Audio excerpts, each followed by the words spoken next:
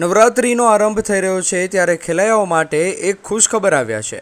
સુરત ખાતેથી ગૃહ રાજ્યમંત્રી હર્ષ સંઘવીએ મોડી રાત સુધી ખેલૈયાઓ ગરબા રમી શકશે તે પ્રકારની જાહેરાત કરી છે।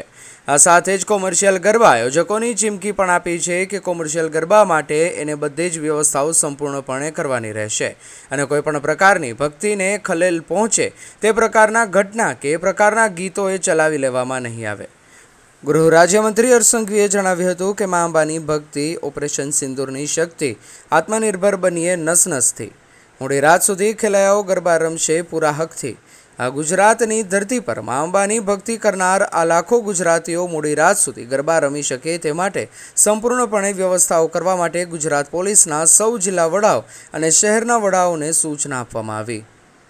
નવરાત્રિની શરૂઆત થાય, માં અંબાની ભક્તિ, ઓપરેશન સિંદૂરની શક્તિ, આત્મનિર્ભર બનીએ નસ નસથી, મોડી રાત સુધી ખેલૈયાઓ ગરબા રમશે પૂરા હકથી।